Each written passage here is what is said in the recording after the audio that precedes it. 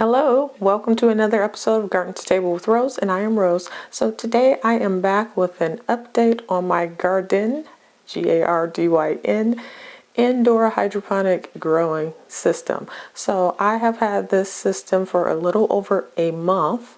This is the Gardyn 3.0, which I guess is the newest version. So I've had this set up and going since December 1st of 2022, and now it is January 4th of 2023. So it's been about 5-6 weeks that I've had it going. And also, this is my first video of the new year. So happy new year to everyone who's watching. Hopefully it was a good holiday and it will be a fantastic year for you. So here is the system. It is in my kitchen. As I've said before, in a little corner, I have it tucked here, which makes it convenient for harvesting and using, obviously, because, you know, it's food. So let's see what we got going on here. It's doing really well. I am just amazed by this system. I like it a lot more than I thought I would. I have this one, and I have a Rise garden, this 3-tier family garden as well, and I got them about the same time, and those have been my only experiences with hydroponic gardening. So I'm really kind of just comparing the two in terms of what suits me. I had to do a tank refresh. You have to do those, I guess, every month, or basically you disconnect the top portion and you can just lift it up and set it on a towel, which is what I did. It's not too heavy, this whole top part. And then this basin, you're going to take that and empty the water out and wash it and sanitize it and all that good stuff.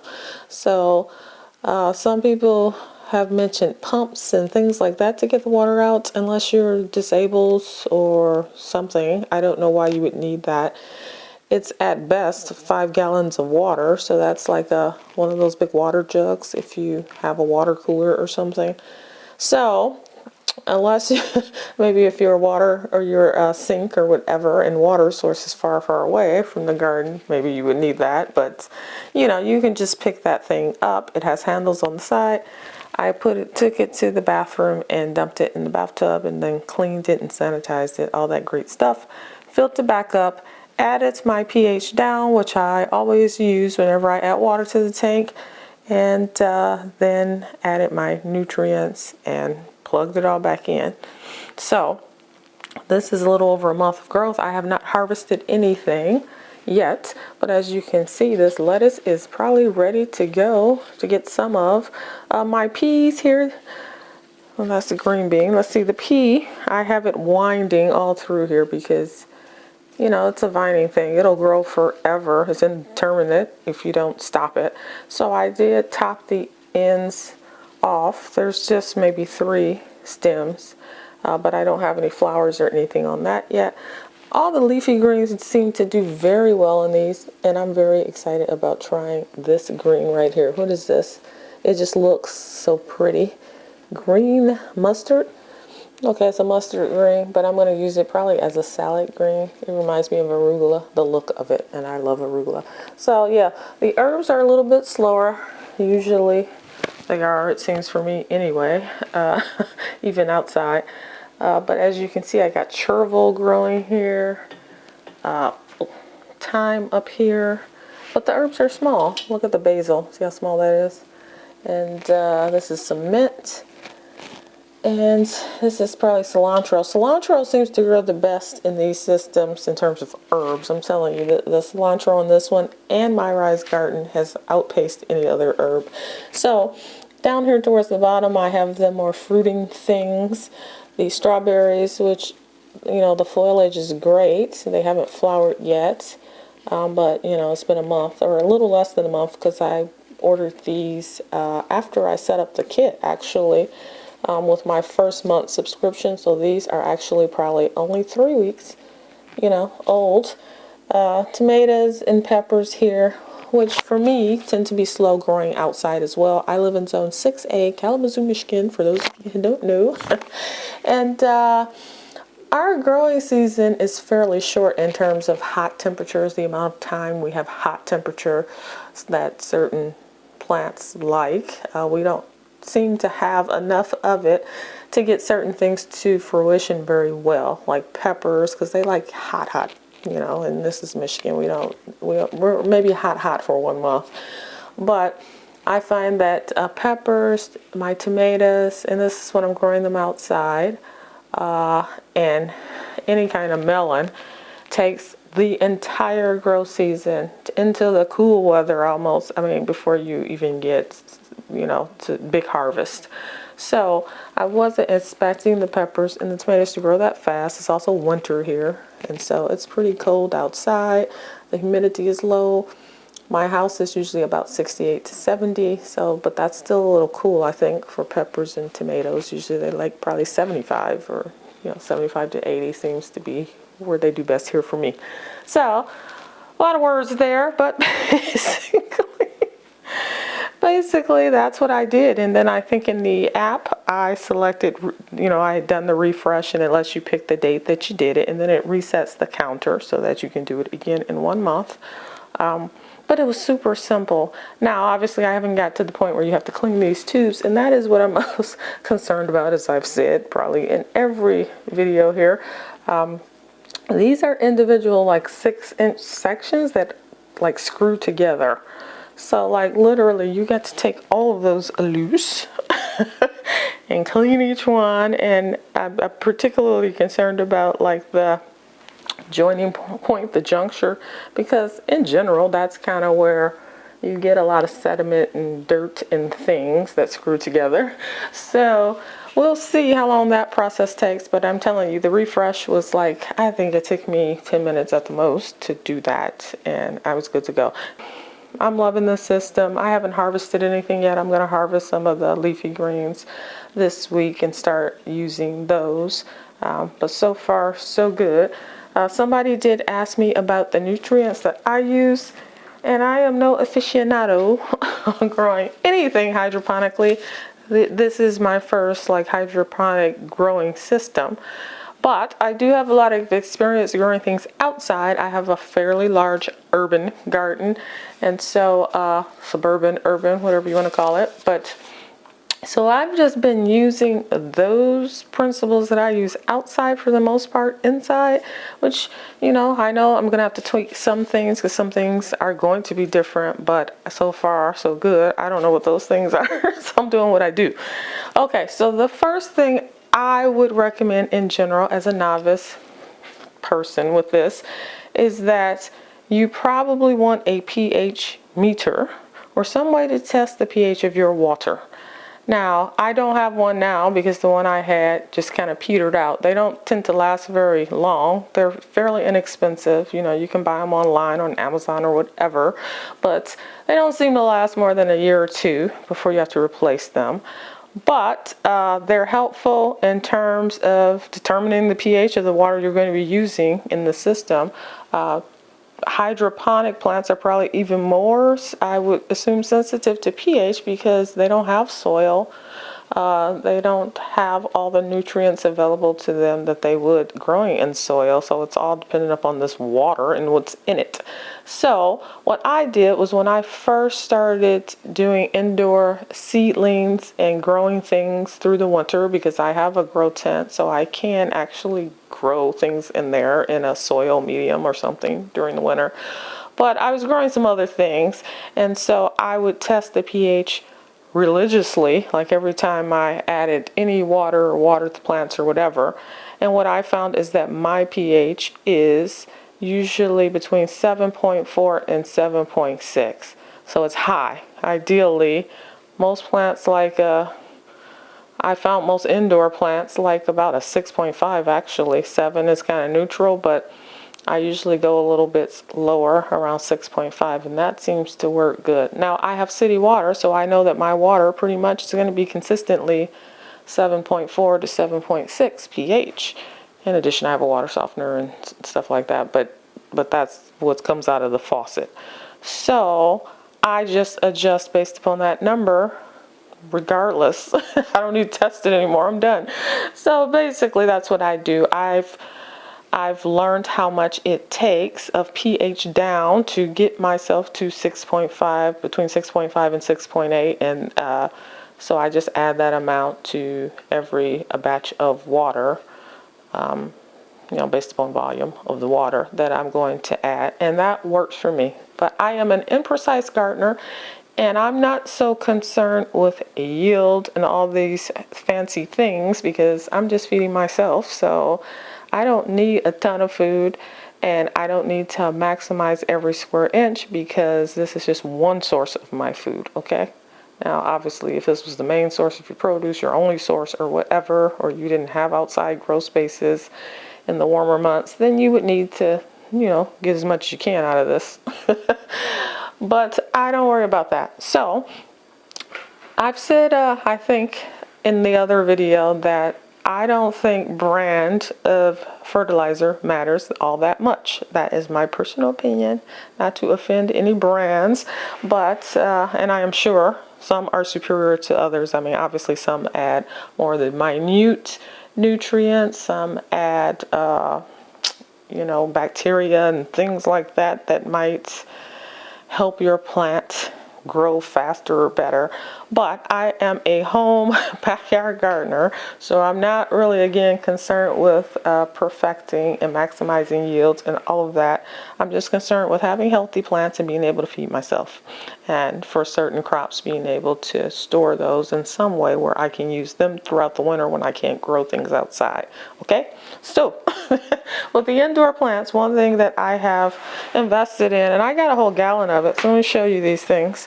But these are the things that I've used pretty consistently. pH down is something I generally will always add to water, to my tap water that I use in these systems. It lowers the pH, and as I said, my pH is high. So I add that. This 1 gallon I've had for probably 2 years. It lasts forever because you don't need a lot. I mean, I maybe use an ounce of it at a given time. So that's what I use. It doesn't matter which brand to me. This was just the brand that had the best price, I think, at the time that I purchased it. I have used fancy fertilizers and I've used cheap fertilizers, and let me tell you, what some people won't like, I don't see a big difference in the two. What is important with any fertilizer is the ratio, the NPK ratio, right? So I am, again, not any kind of horticulturist or professional gardener, but I know about NPK, and that's kind of the major nutrients you're looking at. So I found, little mnemonics online to help me memorize what NPK is about. So the N is for nitrogen, the P is for the P is for phosphorus, and the K is for potassium. So those are the 3 major groups of nutrients or chemicals that your plants would need. For the nitrogen, in terms of its effect, you're thinking about up, just growing up, like it goes up. So anything then above the ground, so like how healthy and green and lush your plant looks, to me that kind of represents what nitrogen does. I mean, I'm simplifying it, but basically, just kind of keep this in your mind. And then the P for phosphorus, think down. So anything under the ground would be like your roots and your blooms. So it's really important for flowering and blooms, that P value. So what I will often do is I do focus a little on N and P sometimes. I will use N usually early on, or a fertilizer with more nitrogen early on when I'm trying to get the plant established and get the green stuff going. And then for plants that do flower, that I want to flower or fruit, so that would be your berries, that would be your tomatoes and peppers, things like that, cucumbers, then squash. Then I switch over and use usually a fertilizer with a higher P or phosphorus value. That seems to work for me. It is not precise. I just gauge it on how the plants look. I've used these fancy ones, which Fox Farms I think makes good stuff. I mean, no complaints there. It's readily available now, this brand. I've used their stuff, and it works fine. This is just leftovers I've had from when I bought them a long time ago. To be honest with you, my favorite fertilizers are either store brand, meaning like like off brands, like Walmart has their brand of fertilizers or Miracle Grow, which I like. It's inexpensive. You can find it everywhere, even at your grocery store. They probably have Miracle Grow fertilizer. So it's accessible, it's inexpensive. And again, you're looking at these three values, N, P, and K. And if I didn't cover K, think all around health of the plant. So the K, or potassium, is just general health. So that number can be consistent throughout the growing cycle. The only things that I worry about maybe shifting are the N and the P. And every fertilizer, be it liquid, be it powder, be it soil with amendments, will have their NPK ratio somewhere on the bottle. So you need to look at the bottle. I mean, they put all these fancy terms on here. This one is for big blooms. This one is just all purpose. But what you're really looking at is the NPK. And each company is different. Some of them, there isn't even much difference between something that they market as for big blooms and something they market as all purpose. So you have to look at those numbers. And I'm just looking for the ratio. I'm looking for, like I said, if I'm doing an all-purpose or just starting the plant out, I'm looking for the first number to be the highest number, and then for promoting more blooms or buds or flowers, I'm looking for the second number to be the highest. Now there are other things that I've added when I've had plants indoors. CalMag is a big one, because those are more minor chemicals or elements that your plants might need, and there are different signs. I won't go into it. I can tell you when your plants are deficient in those things based upon, you know, how the leaves look, the color, all of the stuff. But anywho, that's just a brief covering of what I do for use for fertilizer. And like I said, everyday go-to is the Miracle Grow. I prefer a liquid fertilizer. I do not like stirring and stirring and stirring to get those crystals to dissolve. So for any indoor plants that I'm watering from like a water can or a water bucket or whatever, I'm probably going to use liquid. Now, outdoors, I prefer to use the crystals because they are cheaper, one, and two, the method I use for fertilizing, once a week I go out, I take my bags of powder fertilizer and I literally spread them around the plants, not on top of them. And then I either set my drip irrigation or a sprinkler if I'm using that, or I time it when it's getting ready to rain that day, and I let it water in that way. And I'm talking about crops that are in the ground. So for me, that's a slow release because all of that has to dissolve, all that powder, and I'm just laying it on top of the dirt. I mean, you can mix it in the top, you can do all kinds of things, but the easiest method is to sprinkle it. And I have a lot of ground to cover, and I'm doing this manually. So I sprinkle it all around the plants, and then I make sure it gets watered in gradually. And I do that once a week, and I don't worry about NPK. I just tend to use the same stuff, which is the cheapest, inorganic fertilizer I can get from my local stores, and usually that might be the Walmart brand or whatever brand. But that is kind of what I do, and I've had great harvests every year in my small, like I said, small urban suburban backyard garden. So I'm not doing anything on a large scale, but that's what I do. And if you have any questions or comments, you can leave them below. What else do I need to add to this? I'm just overall really loving this system. I think it's now time for me to get my 10 credits for my second month of the subscription service, which again I poo-pooed as being ridiculously overpriced for seeds, when you can buy, seeds for pretty cheap. But it is, if you can afford it, it is an added convenience. I'm telling you, their seeds seem to germinate well. I don't know if it's because they're fresher or do they treat them. I have no idea, but this is much more full and lush than my other system, my Rise Garden, which has mostly pods from Rise Gardens in it. This looks like 5 times better. Like, this is so great that I would actually buy another one of these if I could get a good deal for it, because I will use this all year. In the summer, luckily, I'll be able to do a lot of the bigger, heavier fruiting things outside where they will grow better. But these will be great for leafy greens and for herbs, for anything that turns over quickly or that has a short growing season. These are fantastic. So I can transition all that stuff kind of inside and then save my outside space because it is urban suburban garden. It's limited.